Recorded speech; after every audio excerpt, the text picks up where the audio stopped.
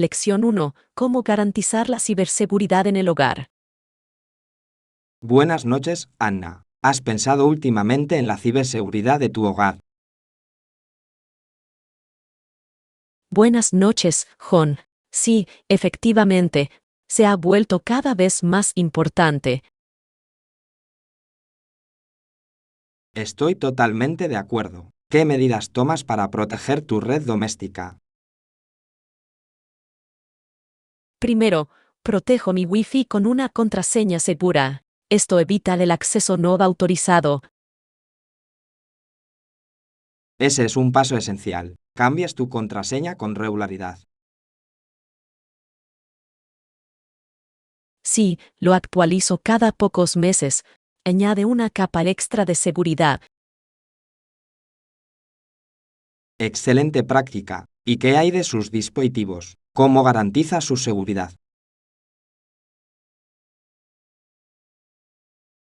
Actualizo periódicamente el software y los sistemas operativos. Las actualizaciones suelen incluir parches de seguridad. Eso es sensato. Mantener el software actualizado es crucial para la protección. También me aseguro de tener instalado un software antivirus en mis dispositivos. El software antivirus es vital. Ayuda a detectar y eliminar posibles amenazas. Por supuesto, además, evito hacer clic en enlaces o correos electrónicos sospechosos. Los ataques de phishing pueden ser muy engañosos. La clave para evitarlos es estar informado. Exacto. Siempre verifico la información del remitente antes de interactuar con cualquier mensaje. Esa es una estrategia inteligente. Has activado la autenticación de 2 factores. Sí, lo tengo. Añade una medida de seguridad adicional para mis cuentas. La autenticación de 2 factores aumenta significativamente la seguridad. Es altamente recomendable. También limito la información personal que comparto en línea. Esa es una precaución importante. Cuanto menos se comparta, más seguro se estará. Reviso regularmente mi configuración de privacidad en las redes sociales. Se trata de una medida proactiva. Controla quién puede ver tu información. Además, educo a mi familia sobre las mejores prácticas en ciberseguridad. Educar a los demás es fundamental. Los miembros de la familia deben estar al tanto de las posibles amenazas.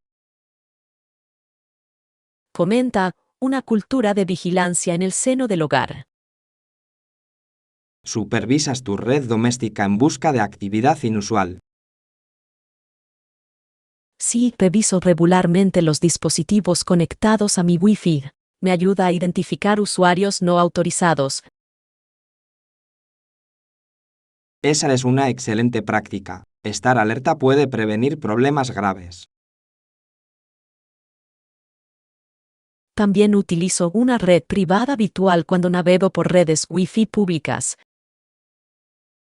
Una VPN es esencial para proteger tus datos en espacios públicos. Así es, encripta mis actividades en línea, lo que añade una capa adicional de seguridad. ¿Y qué hay de tus dispositivos domésticos inteligentes? ¿Los consideras seguros? Me aseguro de que estén protegidos con contraseñas únicas y actualizaciones. Pueden ser vulnerables. Es cierto, los dispositivos IoT requieren atención adicional. También evito usar contraseñas predeterminadas. Las contraseñas personalizadas mejoran significativamente la seguridad. ¿Te has encontrado tú mismo con alguna amenaza de ciberseguridad? Afortunadamente, aún no. Sin embargo, sigo siendo cauteloso y preparado. Eso es sensato.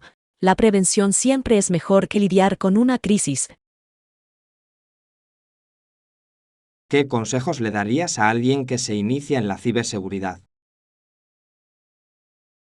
Recomendaría empezar con medidas de protección básicas, como contraseñas seguras y actualizaciones. Es un consejo excelente. Todos deberían priorizar su seguridad en línea. La ciberseguridad es esencial en la era digital actual. Así es, Anna. Gracias por compartir tus ideas. Lección 2. La elección orgánica. Buenas tardes, Anna. Espero que estés disfrutando de tu día. Buenas tardes, John. Estoy bien, gracias. ¿Y tú? Me encuentro bastante bien. He estado considerando los beneficios de los productos orgánicos. Ese es un tema importante. Compras productos orgánicos siempre que es posible. Intento comprar productos orgánicos siempre que puedo. Creo que son más saludables. Comparto esa opinión. Los productos orgánicos suelen tener menos químicos. Exacto. Muchos productos convencionales contienen pesticidas y aditivos que me preocupan. Sí, el conocimiento de dichas sustancias también influye en mis decisiones. ¿Qué tipo de productos orgánicos prefieres? Suelo comprar frutas y verduras orgánicas. En mi opinión, tienen un sabor más fresco. Estoy de acuerdo. La frescura es fundamental para el sabor. ¿Sueles comprar productos orgánicos en tiendas específicas? Sí, suelo frecuentar los mercados de agricultores locales. Normalmente ofrecen una gran variedad de productos. Apoyar a los agricultores locales es una excelente manera de promover la sostenibilidad. Por supuesto, me gusta saber de dónde provienen mis alimentos.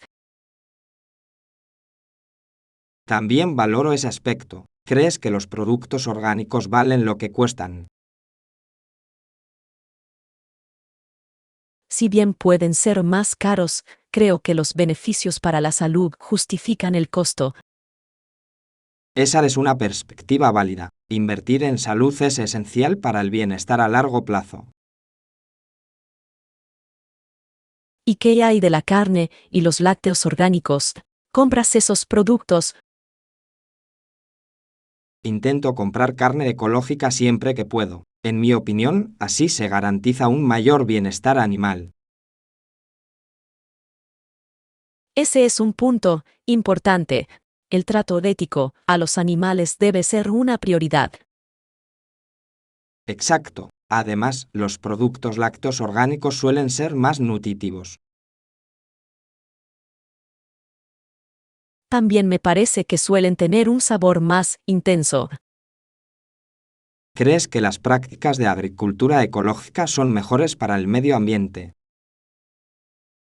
Sí, los métodos orgánicos suelen contribuir a la salud del suelo y a la biodiversidad. Eso es fundamental para la agricultura sostenible. ¿Crees que más gente debería plantearse la opción ecológica? Por supuesto, el aumento de la demanda podría fomentar prácticas más sostenibles. Podría propiciar un cambio positivo en la industria alimentaria. ¿Qué retos crees que afrontan las personas al pasarse a los productos orgánicos? El costo puede ser una barrera importante. Además, la disponibilidad puede variar según la región. Es cierto, algunas zonas carecen de acceso a opciones orgánicas. La educación también es vital. Mucha gente desconoce sus beneficios. Estoy de acuerdo. Sensibilizar a la población puede conducir a decisiones mejor informadas. ¿Has experimentado algún beneficio sorprendente al consumir alimentos orgánicos? He notado una mejora en mis niveles de energía y en mi digestión desde que hice el cambio. Eso es fantástico. Las mejoras en la salud personal pueden motivar a otros a probar productos orgánicos. Sí, compartir experiencias puede ser muy eficaz para fomentar el cambio. ¿Recomendarías empezar con productos específicos para alguien que se inicia en el mundo de los productos orgánicos? Sugiero comenzar con la docena sucia. Estas son las frutas y verduras más contaminadas. Es un consejo excelente. Centrarse en los aspectos clave puede facilitar la transición. Además, algunas personas podrían considerar la posibilidad de cultivar sus propias verduras orgánicas. Cultivar tus propios alimentos puede ser enormemente gratificante y educativo. Conecta a las personas con la fuente de sus alimentos, fomentando una mayor apreciación por ellos. Gracias por esta esclarecedora conversación, Ana. Tus aportaciones son muy valiosas. Gracias, John. Disfruté mucho nuestra conversación sobre productos orgánicos. Sigamos explorando juntos opciones saludables y sostenibles en el futuro.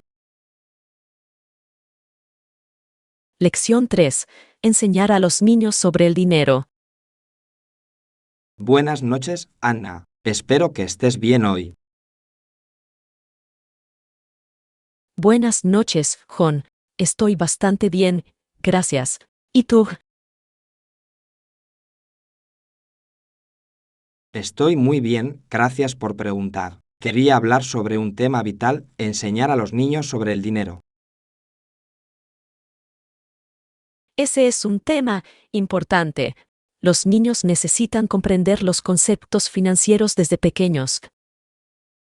Por supuesto, ¿qué métodos utilizas para enseñar a tus hijos sobre el dinero? Comienzo con conceptos sencillos, como ahorrar y gastar. Creo que los niños deben aprender el valor del dinero desde pequeños. Ese es un enfoque sensato. ¿Cómo explicas la importancia del ahorro?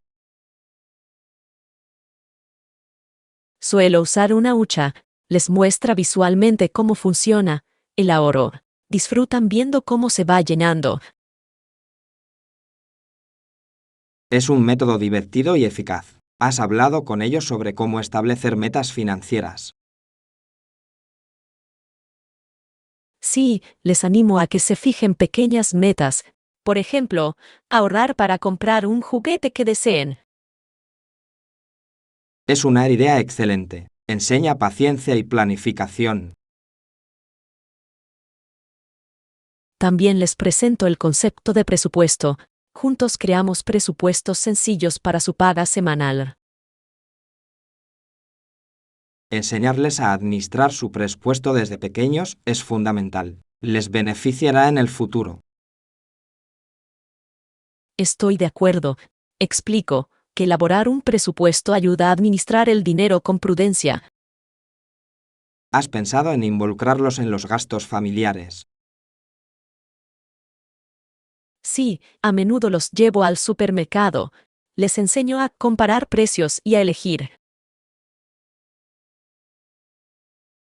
Esa es una forma fantástica de involucrarlos. Las experiencias de la vida real son las mejores maestras. También hablo sobre necesidades frente a deseos. Es fundamental para su comprensión. Esa es una lección valiosa. Los niños deben aprender a priorizar sus gastos. Exactamente. Les pido que consideren lo que realmente necesitan antes de realizar una compra. ¿Cómo manejas el tema de darles dinero para golosinas o salidas? Establecí un límite. Ellos pueden elegir cómo gastarlo dentro de ese límite. Esto fomenta la toma de decisiones. Esa es una estrategia genial. Les da una sensación de control sobre sus decisiones. También utilizo juegos y aplicaciones diseñados para la educación financiera. Hacen que aprender sea divertido. Muchos juegos pueden enseñar a administrar el dinero de una manera entretenida. ¿Has visto alguno que te guste especialmente? Sí, a mis hijos les gusta jugar al Monopoly. Refuerza conceptos como la compra y el intercambio. Monopoly es un clásico. Enseña pensamiento estratégico a la par que finanzas. Otra aplicación que nos gusta es Bancaro. Ayuda a visualizar los ahorros y los gastos. Eso suena interesante. La tecnología puede mejorar los métodos de aprendizaje tradicionales. Por supuesto, creo en combinar diferentes métodos de enseñanza para lograr la máxima eficacia. ¿Qué tal si hablamos de las consecuencias de las malas decisiones financieras? Creo que es fundamental abordar ese tema. Comprender las consecuencias fomenta un comportamiento responsable. Sí, hablar de historias de la vida real puede ayudar a ilustrar esos puntos. Exacto. A veces comparto historias de mis propias experiencias con el dinero. Las anécdotas personales pueden ser muy poderosas. Humanizan las lecciones financieras. ¿Has encontrado algún desafío al enseñar a tus hijos sobre el dinero? Sí, a veces pueden ser impacientes. Quieren gratificación instantánea. Eso es común. La paciencia es una habilidad que requiere tiempo para desarrollarse. ¿Cómo se mantiene la paciencia al impartir estas lecciones? Me recuerdo a mí misma que aprender lleva tiempo. Me esfuerzo porque sea una experiencia agradable para ellos. Es un enfoque loable. Los niños aprenden mejor en entornos positivos. Estoy de acuerdo. Siempre celebro sus logros, por pequeños que sean. Celebrar los triunfos refuerza su aprendizaje y los motiva a continuar. ¿Qué consejo final les daría a los padres que enseñan a sus hijos sobre el dinero? Sugiero empezar pronto y ser constante. El diálogo abierto es fundamental. Ese es un consejo valioso, John. La comunicación es la clave para la comprensión. Gracias por compartir tus ideas, Anna. Ha sido una conversación muy enriquecedora. Lección 4. El futuro de la educación a distancia. Buenos días, Anna. Espero que estés bien hoy. Buenos días, John. Estoy bien, gracias. ¿Y tú? Me encuentro muy bien. Quería hablar contigo sobre la educación a distancia. ¿Qué opinas al respecto? La educación a distancia se ha convertido en un tema importante últimamente. Creo que tiene tanto ventajas como desventajas. Esa es una perspectiva interesante. ¿Cuál considera usted que es la principal ventaja? Una de las principales ventajas es la flexibilidad. Los estudiantes pueden aprender a su propio ritmo y desde cualquier lugar. Por supuesto, la flexibilidad puede ser muy beneficiosa para las familias con horarios diferentes. Además, el aprendizaje a distancia suele permitir el acceso a una gama más amplia de recursos y profesores. Sí, los estudiantes pueden conectar con expertos de todo el mundo, ampliando así sus oportunidades de aprendizaje.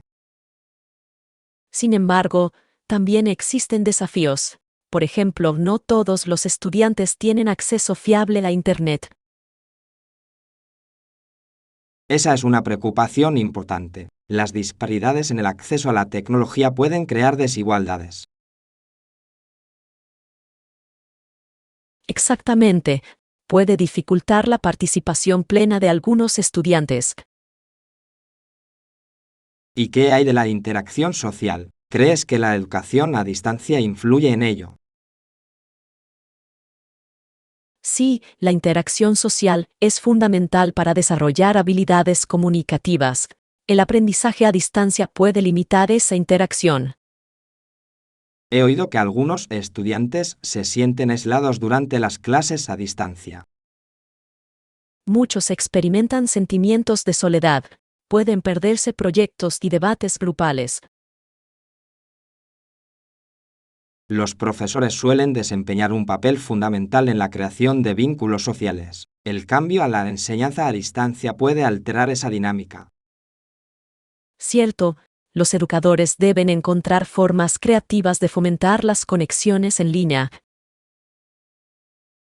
¿Has observado alguna estrategia eficaz para mantener la conexión social en entornos remotos?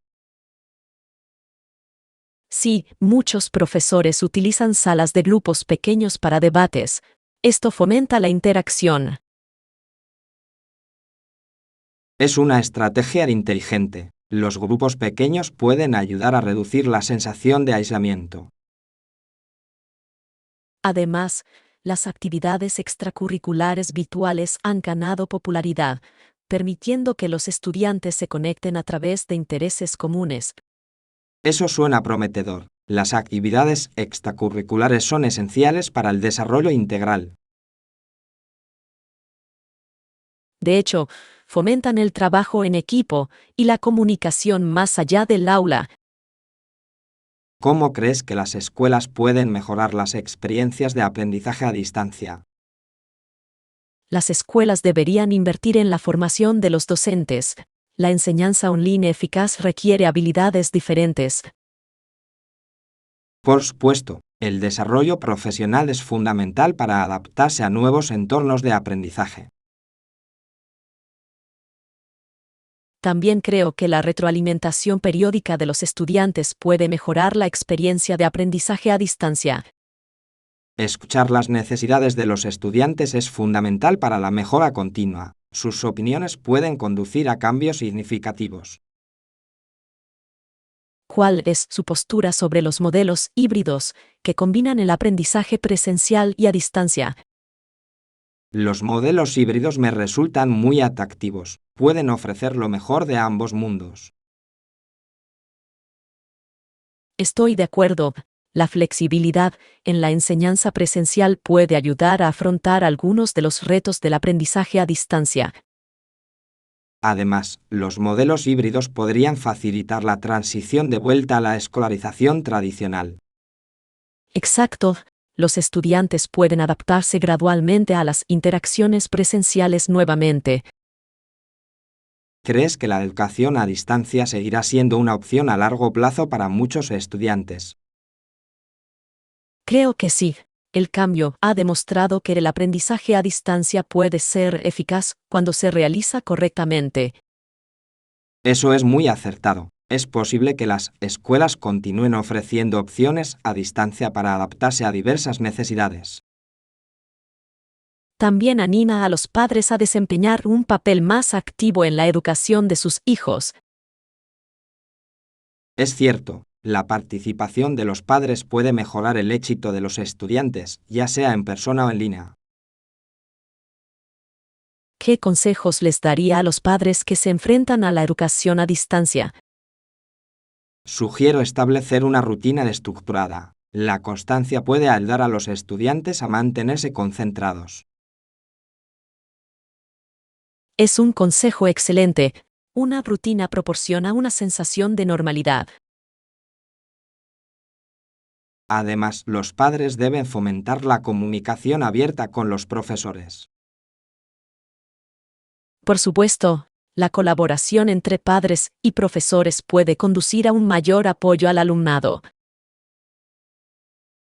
Gracias por compartir tus ideas, Ana. Esta conversación ha sido muy esclarecedora.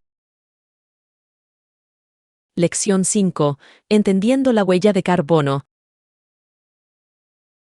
Buenas tardes, Anna. Espero que estés teniendo un día espléndido. Buenas tardes, John. Estoy bien, gracias. ¿Y tú? Me encuentro bastante bien. Últimamente he estado reflexionando sobre el concepto de huella de carbono. Ese es un tema relevante. Llevas un registro de tu huella de carbono. Me esfuerzo por controlarlo. Es fundamental para comprender mi impacto ambiental.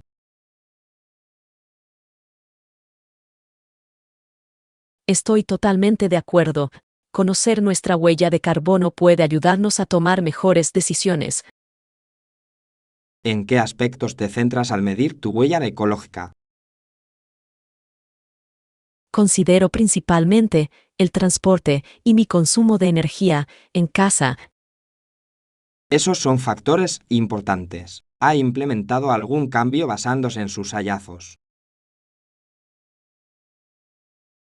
Sí, he empezado a usar el transporte público con más frecuencia. Es más sostenible que conducir. Eso es encomiable. El transporte público puede reducir significativamente las emisiones. Además, he estado más pendiente del consumo de electricidad. ¿Cómo lo gestionas? ¿Tomas medidas específicas? Apago las luces y desconecto los aparatos cuando no los uso.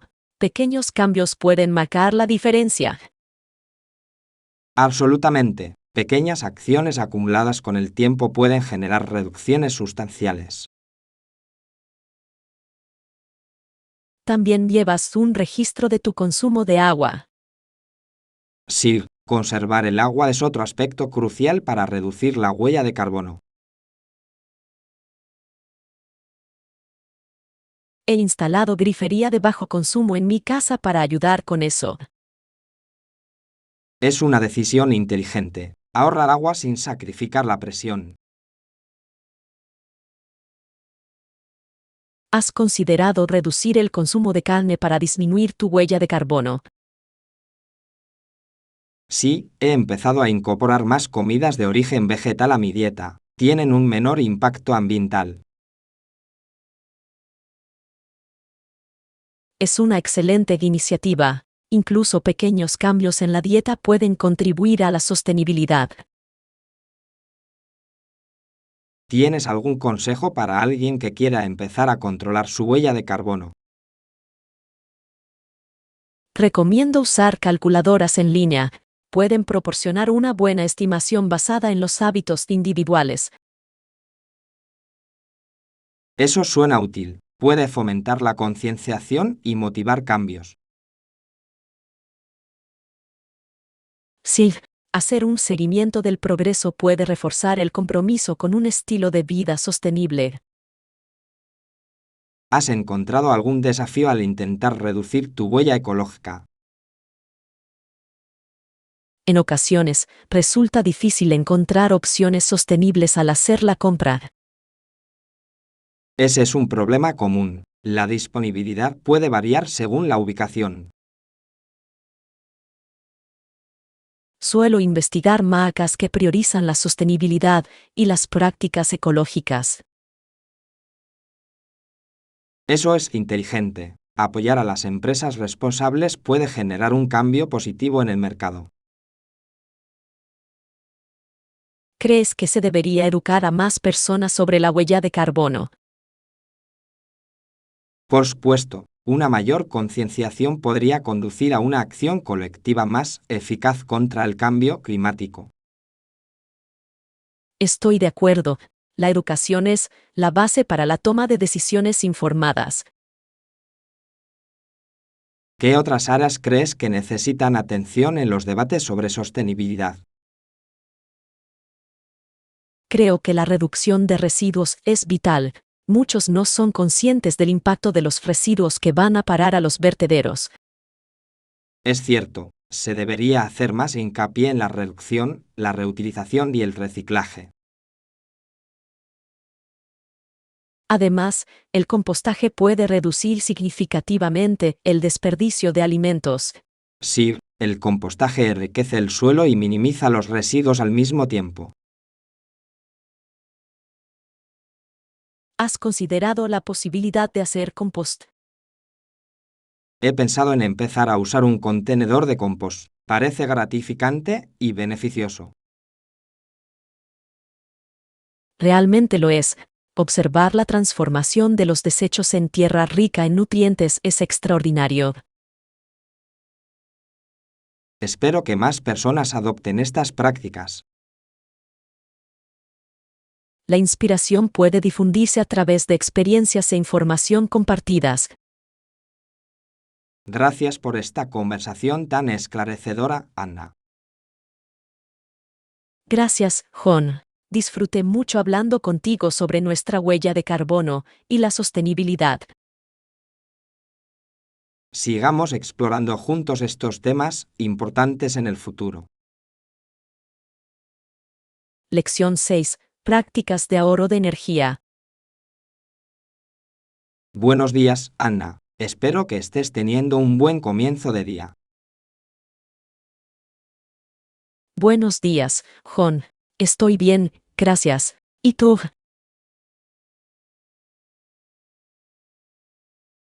Estoy bastante bien. Últimamente he estado pensando en el ahorro de energía.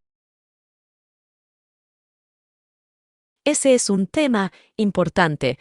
Ahorrar energía es fundamental tanto para el medio ambiente como para nuestras facturas. Estoy totalmente de acuerdo. ¿Qué medidas prácticas tomas para ahorrar energía en casa? Una de las primeras cosas que hago es cambiar a bombillas de bajo consumo. Consumen menos electricidad. Es un paso excelente. ¿Has notado alguna diferencia en tus facturas de energía? Sí, efectivamente, mis facturas han disminuido desde que hice ese cambio. He oído que usar luz natural durante el día también puede ayudar. Por supuesto, intento abrir las cortinas y dejar entrar la mayor cantidad de luz solar posible. Es una estrategia inteligente. La luz natural también crea un ambiente agradable. Yo también apago las luces cuando salgo de una habitación. Es un hábito sencillo pero muy efectivo. Cada pequeño gesto cuenta. Desconectas los aparatos cuando no los usas. Sí, así es. Muchos dispositivos siguen consumiendo energía incluso cuando están apagados, lo que se conoce como consumo fantasma. Ese es un punto crucial. He empezado a usar regletas para que sea más fácil. Es una idea genial. Las regletas permiten desconectar fácilmente varios dispositivos a la vez. ¿Y la calefacción y la refrigeración? ¿Cómo se gestionan de forma eficiente? En invierno pongo el termostato unos grados más bajo y en verano, más alto. Estos ajustes pueden generar un ahorro energético significativo con el tiempo. Si pueden. Yo también me aseguro de que mi casa esté bien aislada para mantener la temperatura. El aislamiento es vital. Evita la pérdida de energía haciendo que la calefacción y la refrigeración sean más eficientes. También he invertido en electrodomésticos de bajo consumo. Consumen menos energía que los modelos antiguos. Es una inversión inteligente. El costo inicial puede resultar rentable a largo plazo. Por supuesto, ¿practicas algún hábito específico para ahorrar energía? Intento limitar mi consumo de agua caliente. Me ducho durante menos tiempo y lavo la ropa con agua fría. Excelentes hábitos. Es sorprendente la cantidad de energía que puede consumir el agua caliente. Además, cocino en tandas para ahorrar energía y tiempo. Cocinar en tandas es eficiente. Además, facilita la preparación de las comidas. ¿Utiliza usted alguna fuente de energía renovable, como paneles solares? Todavía no tengo paneles solares, pero planeo instalarlos el año que viene. ¡Qué emocionante! Pueden reducir significativamente tu dependencia de las fuentes de energía tradicionales. Sí, y contribuyen a un medio ambiente más saludable. ¿Has investigado algún incentivo local para las energías renovables? Sí, muchos gobiernos ofrecen reembolsos o créditos fiscales para instalaciones de energía solar. Eso es beneficioso. Estos incentivos animan a más personas a considerar las opciones renovables. Por supuesto, la educación sobre el ahorro energético es fundamental. Mucha gente desconoce los sencillos cambios que pueden realizar.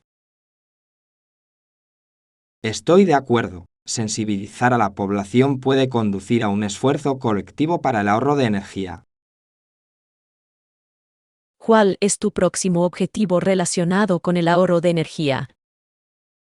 Mi objetivo es realizar una auditoría energética de mi vivienda. Esto me ayudará a identificar áreas adicionales que requieren mejoras. Parece un plan excelente. Una auditoría puede revelar cambios específicos que quizás no hayas considerado. ¿Alguna vez has realizado una auditoría energética? Sí, hice uno el año pasado. Fue revelador y me ayudó a realizar cambios efectivos. Gracias por compartir tus ideas, Anna. He aprendido mucho de nuestra conversación. Gracias, John. También agradezco tus reflexiones sobre el ahorro energético. Sigamos promoviendo juntos prácticas de ahorro energético en el futuro. Lección 7. La importancia de actualizar tu currículum. Buenos días, Anna. ¿Cómo estás hoy? Buenos días, John. Estoy bien, gracias. ¿Y tú?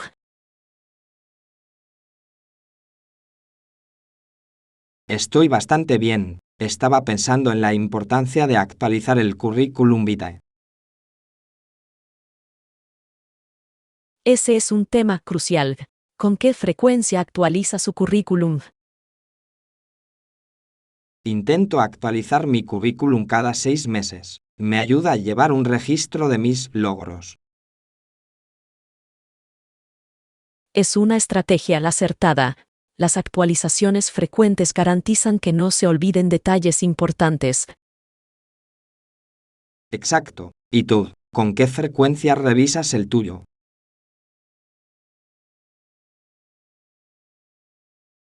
Reviso el mío anualmente. Sin embargo, también realizo actualizaciones después de lograr avances significativos. Esa es una buena estrategia. Anotar los logros a medida que se producen facilita la actualización. Por supuesto, es fundamental reconocer incluso los pequeños logros. ¿Crees que la gente suele descuidar su currículum? Sí, muchos lo hacen. Solo las actualizan cuando buscan trabajo, lo cual es un error. Estoy de acuerdo. Las actualizaciones periódicas ayudan a mantener una imagen profesional. ¿Cómo mantienes tu currículum organizado? Utilizo un formato digital. Esto permite editar y ajustar el formato fácilmente. Eso es inteligente. Los currículums digitales son más versátiles. ¿Alguna vez has adaptado tu currículum para un puesto de trabajo específico? Sí, siempre adapto mi currículum a la descripción del puesto. Es fundamental que las habilidades y la experiencia coincidan. La sastrería demuestra habilidades relevantes. Los empleadores aprecian ese esfuerzo. Exacto, demuestra que estás realmente interesado en el puesto. ¿Incluyes un resumen en tu currículum? Sí, así es. Un resumen ofrece una visión general rápida de mis cualificaciones y aspiraciones. Eso es efectivo. Capta la atención de inmediato. ¿Alguna vez has recibido comentarios sobre tu currículum de otra persona? Sí, una vez le pedí a un mentor que revisara el mío. Sus comentarios fueron muy útiles. Es una idea excelente. Las nuevas perspectivas pueden revelar áreas de mejora. ¿Qué consejos le darías a alguien que está elaborando su primer currículum? Recomiendo que sea conciso. Una página suele ser suficiente para quienes están comenzando su carrera profesional. Ese es un consejo importante. La claridad y la brevedad facilitan la lectura. Además, uno debería centrarse en los logros en lugar de solo en las obviaciones. Por supuesto, resaltar los logros llama la atención. ¿Crees que el diseño de un currículum es importante? Sí, una distribución organizada y limpia puede marcar una diferencia significativa.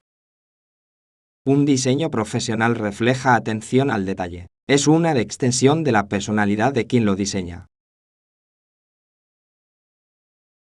Por supuesto, sin embargo, hay que asegurarse de que el diseño no eclipse el contenido.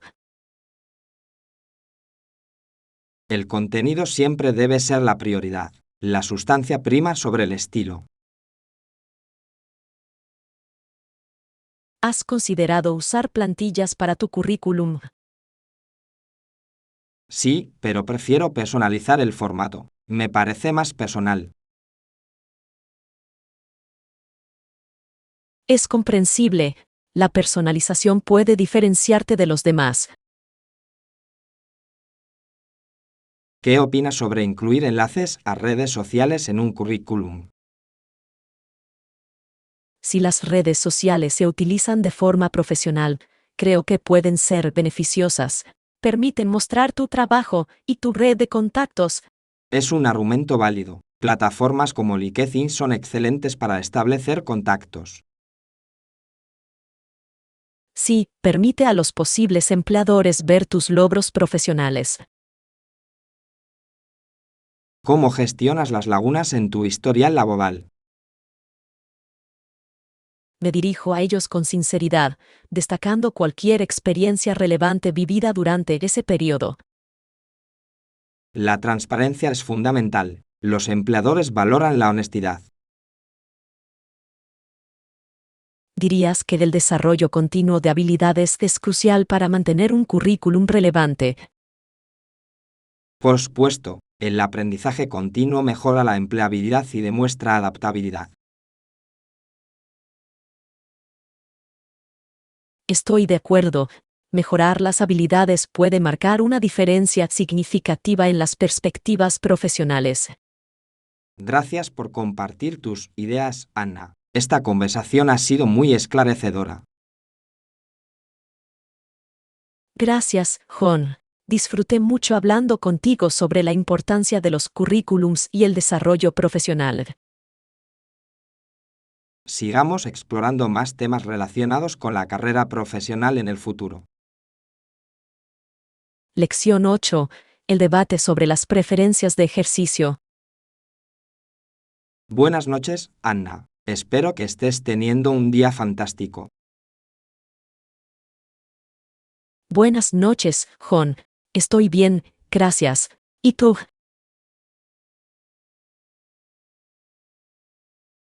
Estoy bastante bien. Quería hablar sobre un tema que a muchos les resulta interesante, las preferencias de ejercicio. ¿Prefieres entrenar en grupo o hacer ejercicio solo?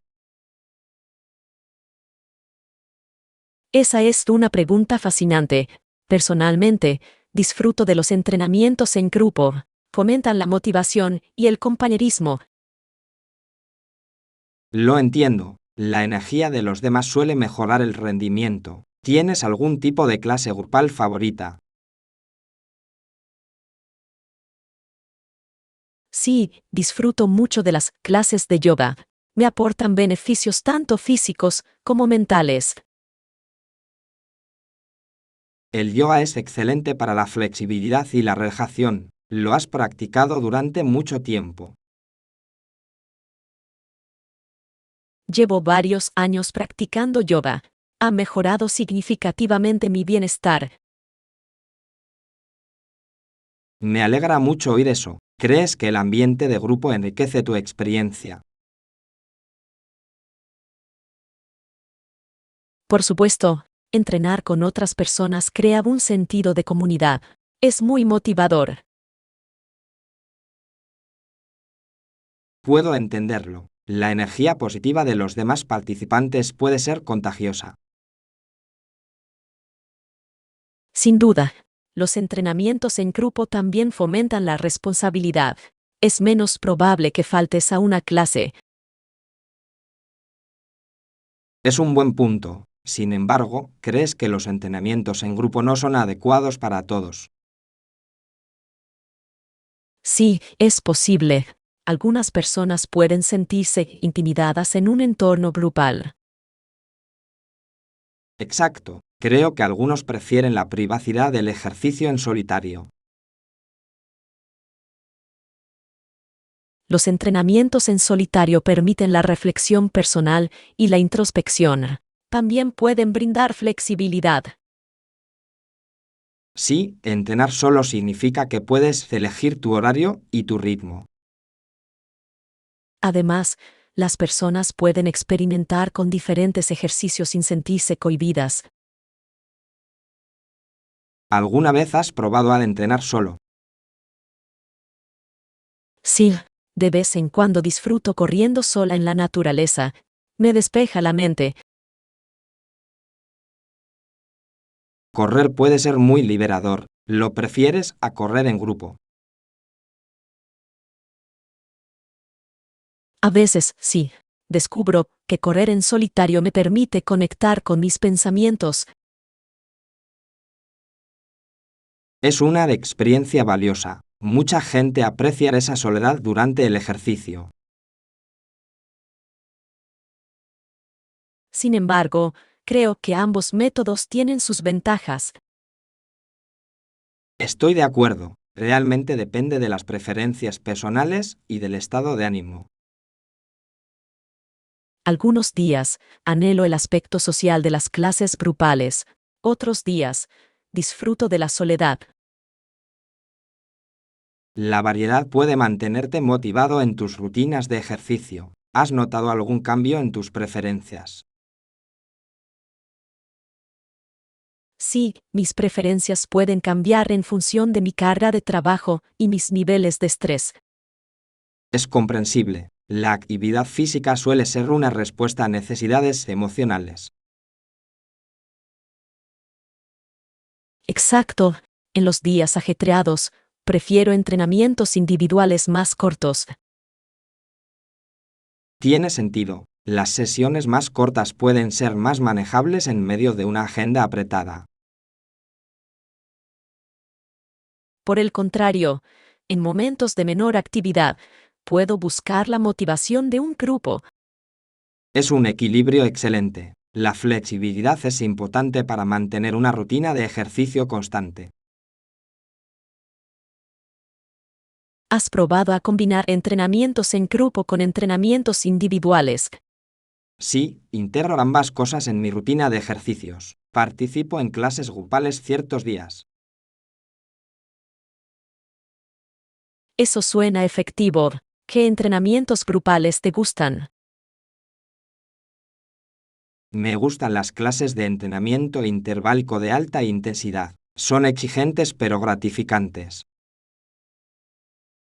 El entrenamiento DIT puede ser muy efectivo. Desarrolla fuerza y resistencia rápidamente. Agradezco que también permita contar con el apoyo de la comunidad durante los entrenamientos más exigentes. Sin duda, el estímulo puede motivar a las personas a trabajar más duro.